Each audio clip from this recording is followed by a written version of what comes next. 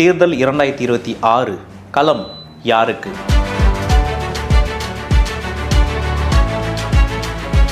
இன்னைக்கு நிகழ்ச்சியில் நம்ம பார்க்க போகிறது திருச்சி மாவட்டம். தமிழ்நாடுடைய மேப்பை எடுத்து அதோட சென்ட்ரல் நீங்கள் கை வச்சு பார்த்தீங்கன்னா திருச்சி மாவட்டம் இருக்கும். திருச்சி மாவட்டமானது மேப்பில் மட்டும் சென்ட்ரலில் இல்லை, அரசியல் ரீதியாகவுமே ஒரு இதயம் மாதிரி தான் செயல்பட்டு வருது. ஒரு காலத்தில் எம்ஜிஆருக்கு ரொம்ப ராசியான ஒரு மண்ணாக இருந்தது. ஜெயலலிதா வெற்றி பெற்ற ஒரு தொகுதியாக இருந்துச்சு. ஆனால் இப்பொழுது அது திமுகவுடைய இரும்பு கோட்டை அப்படின்னே சொல்லலாம். ஸோ 2026 தேர்தல் களம் அப்படின்றது திருச்சியில் அனல் பறக்க போகுதுன்னே சொல்லலாம். ஒரு பக்கம் ஆளுங்கட்சியை சேர்ந்த KN நேரு, இன்னொரு பக்கம் அதிமுகவிலிருந்து எடப்பாடியார், இதற்கு நடுவில் தாவேகாவிலிருந்து தளபதி விஜய். இவங்க எல்லாரும் இருக்கும் பொழுது சைலண்டாக ஸ்கோர் பண்ணிட்டு இருக்க நாம் தமிழர் கட்சியை சேர்ந்த சீமானவர்கள். இதுக்கு ஒரு பெஸ்ட் எக்ஸாம்பிள் அப்படின்னு சொல்லணும்னா நாம் தமிழர் கட்சி ரீசன்ட் டேஸில் நடத்தின அந்த பிரம்மாண்டமான மாநாடு தான். இவர்களில் யாரை அரியணை ஏற்றி அழகு பார்க்க போகிறாங்க திருச்சி மக்கள்? வாங்க ஒரு விரிவான அலசல்.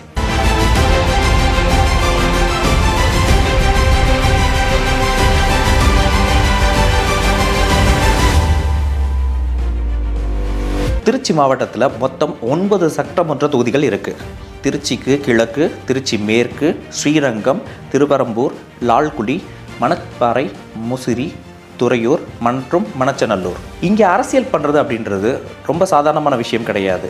பிகாஸ் இங்கே இருக்கக்கூடியது ஒரு கலவையான மாவட்டம். சாதியின் அடிப்படையில் பார்த்தோம் அப்படின்னா இங்கே வெற்றி தோல்வியை தீர்மானிக்கிற மிகப்பெரிய சக்தியாக இருக்கக்கூடியது முத்தரையர் சமூக வாக்குகள். இவங்களை யார் கையில் வச்சுருக்காங்களோ அவங்க தான் பாதி கிணத்தை தாண்டினதா மாதிரியான ஒரு கணக்கு. அடுத்தது பார்த்தோம்னா உடையார், பிள்ளைமார், தலித் மற்றும் நகர்ப்புறத்தில் இருக்கக்கூடிய இஸ்லாமியர்களுடைய வாக்குகள். திருச்சி தான் டெல்டா மாவட்டங்களுடைய என்ட்ரி பாயிண்ட். இங்கே வீசக்கூடிய அரசியல் காற்று தான் தஞ்சாவூர், நாகப்பட்டினம் வரைக்கும் எதிரொலிக்கும். திருச்சினாலே திமுகவுக்கு KN நேரு தான் முகம். கடந்த 30 வருஷமாக திருச்சியை தன்னுடைய கட்டுப்பாட்டில் வச்சுருக்காரு. அவருடைய ஆர்கனைசிங் பவர் அப்படின்றது திமுகவுக்கு மிகப்பெரிய ஒரு பலமாக இருக்குது. கூடவே இளைஞரணி அமைச்சரான அன்பில் மகேஷ் பொய்யாமொழி அடுத்த கட்ட தலைவராக வளர்ந்து நிற்கிறாரு.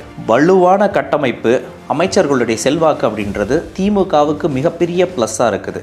திமுகவுக்கு மைனஸ் அப்படின்னு பார்த்தோன்னா ஆளுங்கட்சிக்கு மேலே இருக்கக்கூடிய அதிருப்தி, மேலும் உட்கட்சி பூசல்கள் சில இடங்களில் தலை தூக்குவார். அதிமுகவுக்கு இருக்கக்கூடிய சவால்கள் அப்படின்னு பார்த்தோம்னா ஸ்ரீரங்கம் ஜெயலலிதா ஜெயிச்ச தொகுதி, அது ஒரு VIP தொகுதி அப்படின்னு சொல்லலாம்.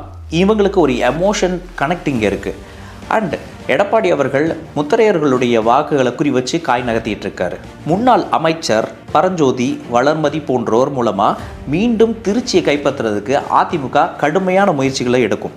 அதிமுகவுடைய வியூகம் அப்படின்றது திமுகவுடைய லோக்கல் குறைகளை அம்பலப்படுத்துறது, மேலும் சாதி வாக்குகளை எல்லாத்தையுமே ஒருங்கிணைக்கிறதாகத்தான் இருக்கும். விஜயுடைய தாவேகா 2026 எல்லாருமே உற்று நோக்கிறது இவரைத்தான். திருச்சி விஜய்க்கு நிச்சயமாக ஒரு ராசியான ஒரு இடம்னே சொல்லலாம். திருச்சியில் இவருடைய படம் பயங்கரமான ஹிட் ஆகிருக்கு. அண்ட் இங்கே இவருக்கு பயங்கரமான ஃபேன் பேஸ் இருக்குது. மேலும் திருச்சி கிழக்கு மற்றும் திருவரம்பூர் போன்ற தொகுதிகளில் இளைஞர்களுடைய மொத்த வாக்குகளுமே விஜய் பக்கம் சாயறதுக்கான வாய்ப்புகள் அதிகமாக இருக்குது. இது நிச்சயமாக திமுகவிற்கு ஒரு டேஞ்சரான ஜோனாக இருக்க போகுது. சீமானுடைய நாம் தமிழர் கட்சி மணப்பாறை போன்ற கிராமப்புறங்களில் மிகப்பெரிய கணிசமான வாக்குகளை சேகரிக்கக்கூடும். அதாவது மணப்பாறை, முசிறி போன்ற கிராமப்புறங்களில் இருக்கக்கூடிய கணிசமான வாக்குகளை பெறக்கூடும். பாஜகவை பொறுத்தளவுக்கு நகர்ப்புற இந்து வாக்குகள் மற்றும் ஸ்ரீரங்கம் போன்ற இடங்களில் இருக்கக்கூடிய பிராமணர்களுடைய வாக்குகளை கணிசமாக சேகரிக்கிறதுக்கான வாய்ப்புகள் நிறைய இருக்குது. அடுத்ததாக திருச்சியில் இருக்கக்கூடிய முக்கியமான பிரச்சனைகள் என்னென்னு பார்ப்போம். ஓட்டு கேட்டு வர்றவங்க கிட்டையும் மக்கள் கேட்க போகிற முக்கியமான கேள்விகளாக இதாக தான் இருக்க போகுது. திருச்சி மாநகரத்துடைய மிகப்பெரிய தலைவலி டிராஃபிக். மெட்ரோ ரயில் திட்டம் பேச்சுவார்த்தை அளவிலே அப்படி நின்றுச்சு. பாலம் கேட்டினாலும் நெரிசல் இன்னும் தீரவே இல்லை. பஞ்சப்பூரில் புதுசாக பஸ் ஸ்டாண்ட் வந்திருக்கு. ஆனால் சிட்டிக்குள்ளேயும் அந்த பஸ் ஸ்டாண்டுக்கும் இருக்கக்கூடிய கனெக்டிவிட்டியை பற்றி இப்போ வரைக்கும் மக்களிடத்தில் ஒரு பெரிய கவலையும் அதிருப்தியும் இருக்குது. BHELக்கு அப்புறமா மிகப்பெரிய தொழிற்சாலைகளோ அல்லது பெரிய IT பார்க் எதுவுமே திருச்சியில் உருவாகலை. இதனால் திருச்சியை சேர்ந்த மக்கள் வேலை வாய்ப்புகளுக்காக நிச்சயமாக சென்னை மாதிரியான ஊர்களுக்கு செல்ல வேண்டிய அவசியம் இன்னும் இருந்துகிட்டே இருக்குது. காவிரி நீர் பிரச்சனை, மலர் கொள்ளை புகார்கள் இது எல்லாமே வந்துட்டு இன்னமும் கிராமப்புறங்களில் எதிரொலிச்சுக்கிட்டே இருக்குது. ஹாட்ஸ்பாட் தொகுதிகள் அப்படின்னு பார்த்தோம்னா திருச்சி மேற்கு அமைச்சர் கே நேரு அவர்களுடைய இரும்புக்கோட்டை. இவரை வீழ்த்துறதுக்கு மெகா கூட்டணியாக அதிமுக அமைச்சே தீரணும் அல்லது வளமையான ஒரு வேட்பாளரை அங்கே நிறுத்தியாகணும். ஸ்ரீரங்கம் ஆன்மீக பூமி. இங்கே திமுக வெர்சஸ் அதிமுக அப்படின்ற போட்டி கடுமையாக இருக்கும். அதை தாண்டி பாஜக அப்படின்றது தனித்து நிற்கும் பொழுது கணிசமான வாக்குகளை பெறுவதற்கான வாய்ப்பு இருக்குது. மணப்பாறை விவசாயம் சார்ந்த தொகுதி. இங்கே சாதி வாக்குகளும் சீமானுடைய நாம் தமிழர் கட்சிகள் இங்கே முடிவை மாற்றுறதுக்கான நிறைய வாய்ப்புகள் இருக்குது. மொத்தத்தில் இந்த 2026 தேர்தல் அப்படின்றது நிச்சயமாக திருச்சிக்கு ஒரு குருஷேத்திரம் போர் மாதிரி இருக்க போகுது.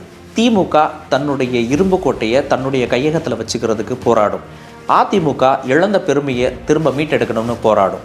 விஜயுடைய தாவேக்கா இந்த திராவிட கட்சிகள் எல்லாமே தவறு அப்படின்றத நிரூபிக்கிறதுக்காக ஒரு பெரிய போராட்டத்தில் ஈடுபடுவாங்க. திருச்சி மக்கள் எப்போதுமே தெளிவான முடிவை எடுக்கக்கூடியவங்க. இந்த முறை அவங்களுடைய தீர்ப்பு தமிழ்நாட்டுடைய தலைவிதியை மாற்றி அமைக்குமா? பொறுத்திருந்து பார்ப்போம். நீங்கள் திருச்சிக்காரரா? உங்களுடைய தொகுதியில் யார் ஜெயிப்பாங்க? நேருவா, எடப்பாடியா அல்லது விஜயா? கமெண்ட்டில் சொல்லுங்கள். மீண்டும் அடுத்த மாவட்டத்தில் சுவாரஸ்யமான பல தகவல்களோடு உங்களை சந்திக்கும் வரையில் உங்களிடமிருந்து விடைபெறும் நான் உங்கள் வசீகரன். நன்றி.